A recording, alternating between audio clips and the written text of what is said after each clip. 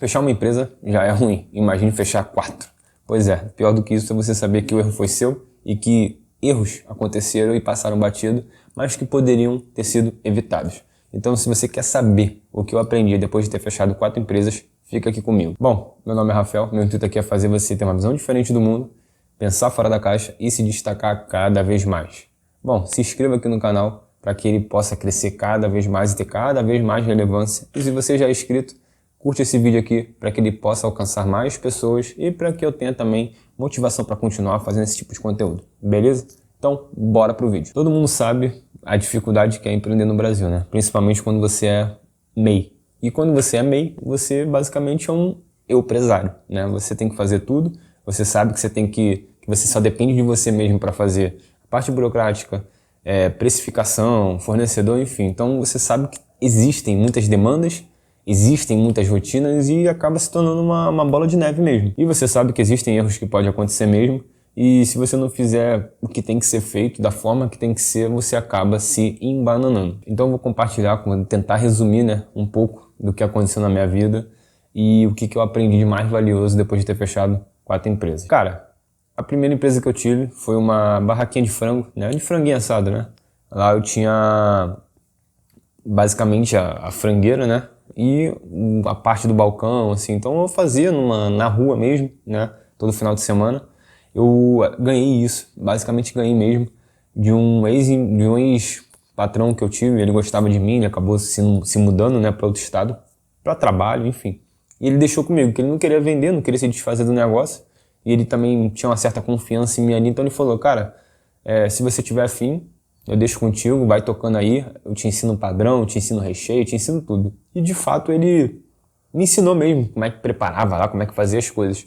E ali, cara, foi a primeira experiência que eu tive de botar o próprio dinheiro, né, para jogo. Ali eu não tive um investimento inicial, porque a maior parte, a infraestrutura foi ele que me cedeu, né?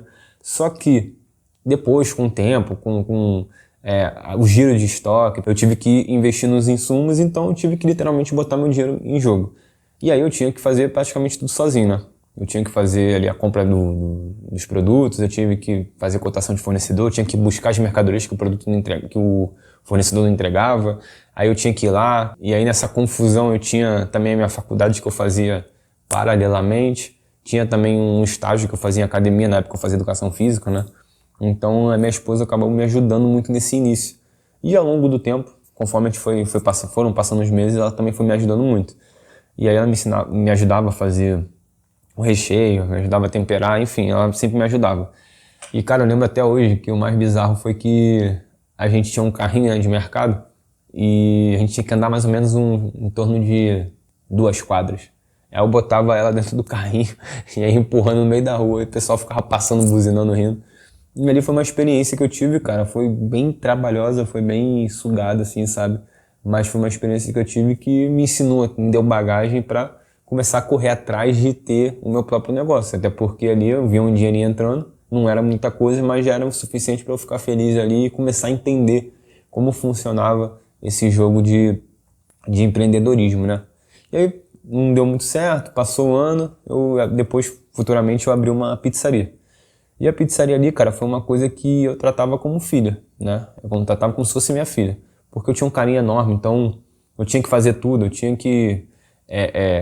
de novo, mesma coisa, precificação, eu tinha que correr atrás de fornecedor, eu tinha que fazer divulgação, parceria, contratei um fotógrafo para fazer umas fotos legais assim das pizzas, né? Então eu tentava me destacar das outras empresas, das outras pizzarias. Isso foi bacana por quê? Porque ali, literalmente, de fato, eu botei dinheiro aí para jogo, né?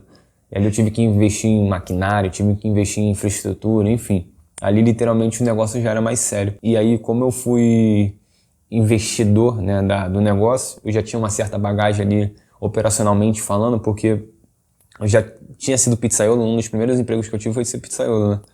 E ali eu tinha noção do que tinha que fazer na parte operacional.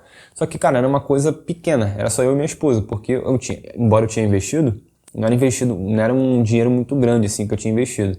Então era basicamente eu e ela ficava no atendimento, eu ficava fazendo entrega, e aí a gente ficava se revezando para quem ia fazer a pizza, quem ia tomar conta da pizza no forno, enfim. Às vezes eu tinha que fazia entrega, tava no meio da rua, ela já saía do atendimento, já ia fazer pizza, quando eu voltava já tinha que entregar de novo, então foi uma correria muito grande.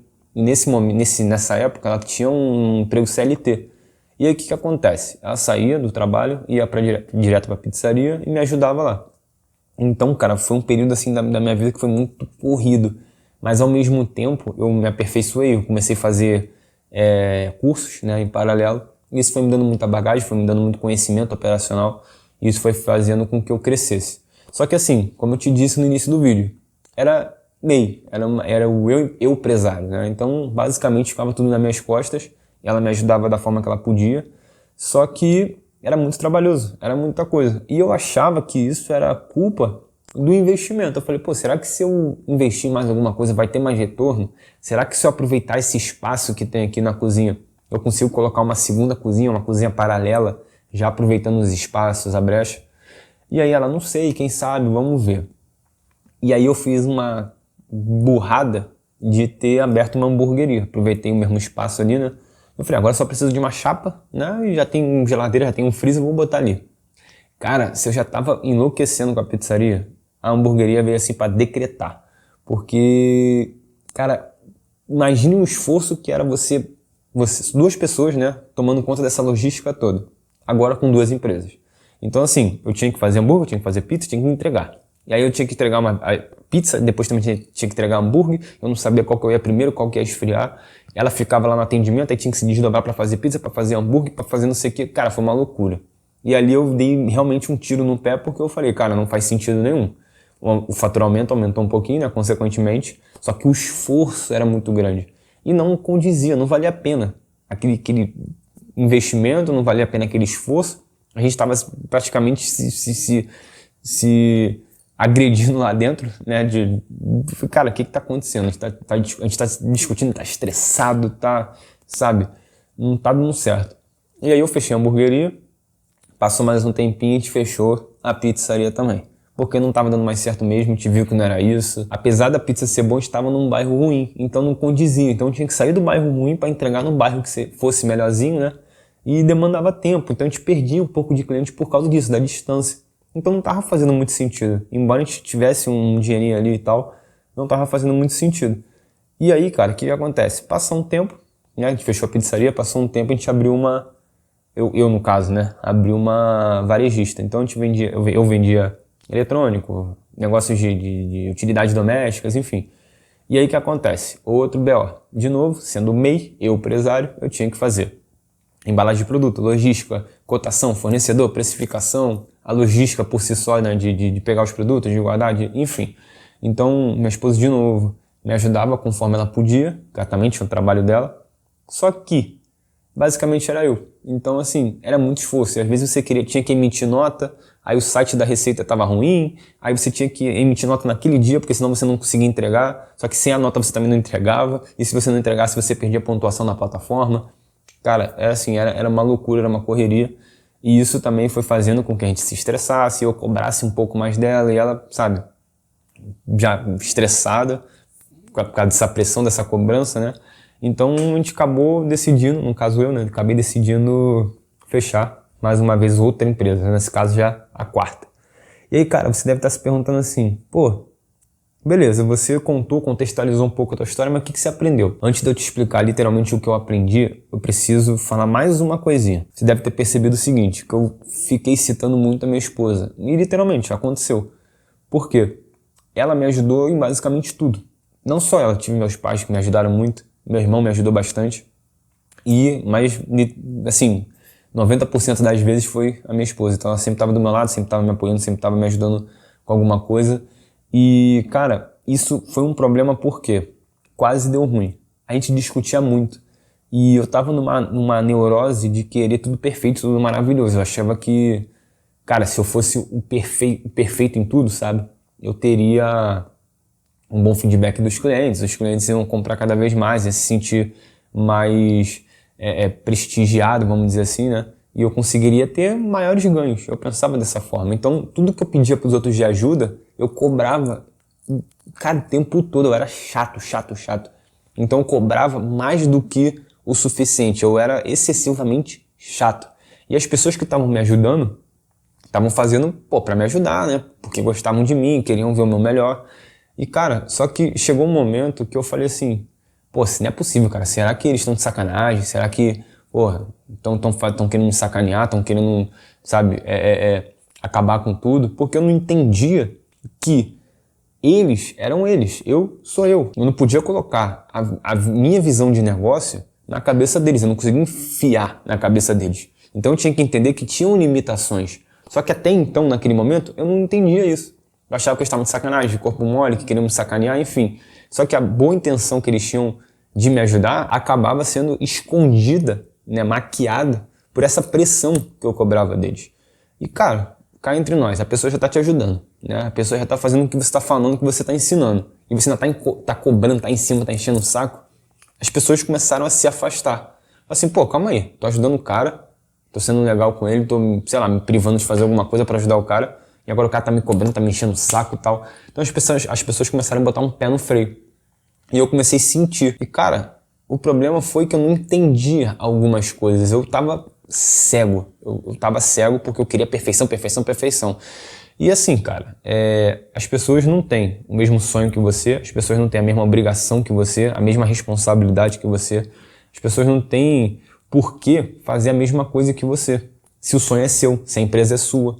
E foi difícil eu aprender isso. Por quê? Porque eu estava enfurnado naquela visão pequena de que tinha que ser tudo perfeito, mil maravilhas, não podia ter erro, porque eu não erro, ninguém pode errar. Não existe essa visão. Não existe isso. Só que eu aprendi da pior forma possível, que foi afastando as pessoas de mim. E aí, cara, quando eu comecei a perceber isso, já foi tarde demais. Foi tarde demais, por quê? Porque eu me vi sozinho. E aí, por mais que eu tivesse até um pouco mais tranquilo, num dia assim mais calmo, as pessoas não queriam me ajudar. Eu afastei as pessoas. E óbvio, quem é o idiota que vai te ajudar se você só cobra o cara, tá em cima do cara o tempo todo, nem às vezes agradece? Então, eu tinha uma atitude escrota com as pessoas, eu tinha uma atitude arrogante com as pessoas e não estava enxergando isso. Até o momento que eu fiquei sozinho. Né? Graças a Deus, a minha esposa está comigo até hoje, mas assim, não quer, tava com trauma de me ajudar, sabe? Ah, se vira aí, então faz você sozinho.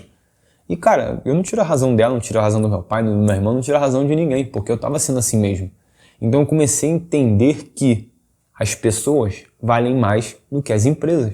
Por quê? Porque a empresa, cara, tem um ativo especial. A empresa tem um ativo muito valioso, que são as pessoas. Então a partir do momento que você investe nas pessoas, a partir do momento que você dá um incentivo, o retorno é muito maior. Porque as pessoas passam a fazer as coisas por você por amor. Não que elas não estivessem fazendo por amor, elas estavam. Só que chegou um momento que eu estava cobrando tanto que elas estavam falando assim, pô, calma aí, cara, eu também não sou idiota. E as pessoas não são idiotas. As pessoas têm que pagar as contas, as pessoas têm suas próprias vidas, as pessoas têm que trabalhar, mas as pessoas têm que também se colocar assim, pô, calma aí.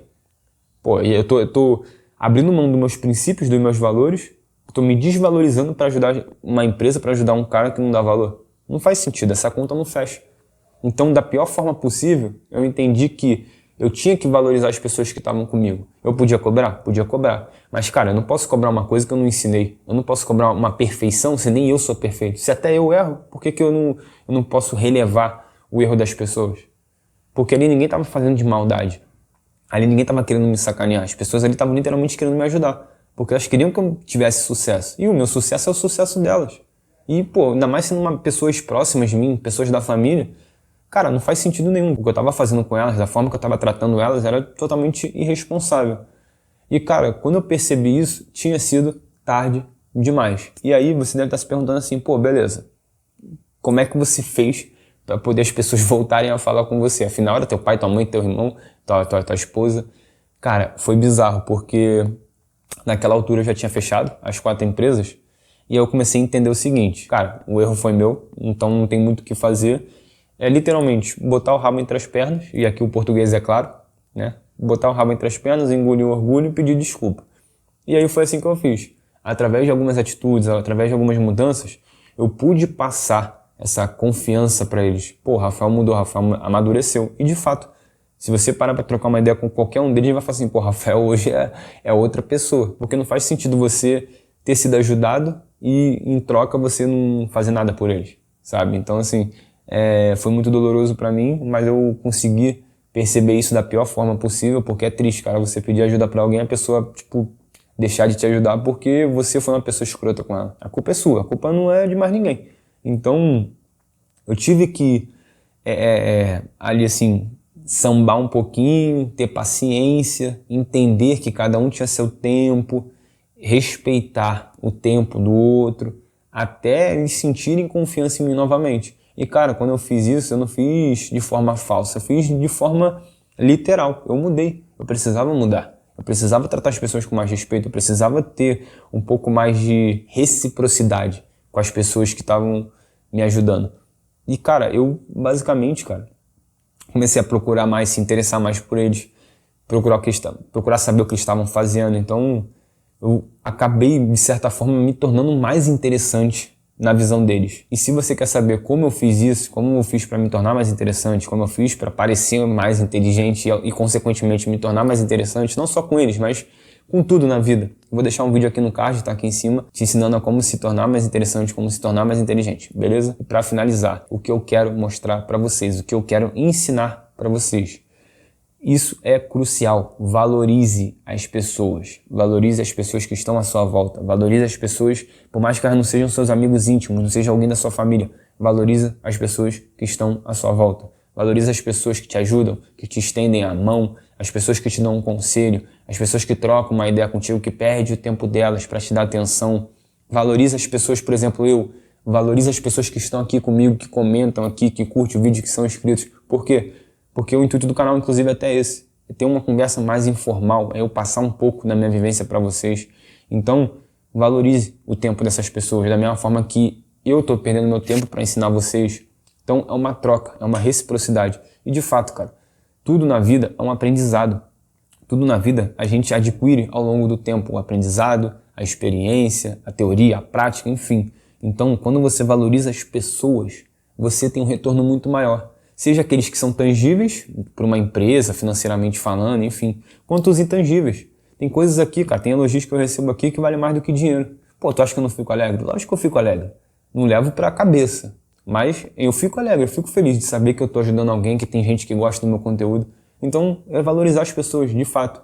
Você enxergar as pessoas, o coração das pessoas, você enxergar as pessoas além dos olhos, é muito crucial para o mundo de hoje. Então esse é um ensinamento que é crucial, que eu quero passar para vocês. Qualquer coisa que vocês fizerem na vida, se tiver outra pessoa, se alguém te estender a mão, valoriza, se importe com essas pessoas. Ajude essas pessoas a também te ajudarem. Ajude essas pessoas a também realizarem os sonhos delas da mesma forma que elas estão fazendo com os seus. Porque no final de tudo, cara, é uma comunidade, é um network que você faz, é uma troca de experiência, de energia, e isso é que vai fazer diferença lá na frente. Não acho que você sabe tudo, não acho que só porque você é patrão, gerente, enfim, tá acima, né, que você pode fazer o que você quer. Cara, não vai nessa onda, porque isso é triste. E agora eu fico me imaginando assim, cara, imagine se eu tivesse me tornado multimilionário sozinho, sendo escroto, sendo arrogante. Qual a oportunidade que eu teria de mudar? Qual a oportunidade que eu teria de ter tido uma outra visão?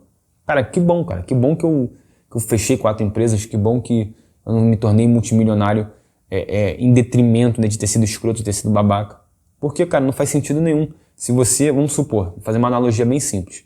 Se você vai subir o Monte Everest, pô, o que é melhor? Você subir sozinho ou você subir com uma equipe? Você subir com pessoas ao seu redor que vai comemorar todo mundo junto? Pô, a segunda opção é muito melhor. Não é que você tem que mostrar pra alguém, não, mas você construiu isso junto. Agora imagina, você vai com um grupo, aí tu vai na frente, olha lá, o cara é burro, olha lá, o cara não sabe subir a escada, olha lá, o cara não sabe pisar no lugar certo. Pô, não faz sentido. Não faz sentido. E que bom, cara, que eu passei, por mais que tenha sido da pior forma, mas que bom que eu passei por isso. Porque eu pude entender que o culpado somente era eu. Talvez se eu tivesse feito de forma diferente, talvez se eu tivesse tido um outro tipo de comportamento, talvez eu não precisasse fechar essas 4 empresas. Mas aconteceu da forma que aconteceu. Que bom que o tombo foi feio, mas não foi tão alto. Pior se eu estivesse lá em cima, que o tombo ia ser muito maior, muito mais feio.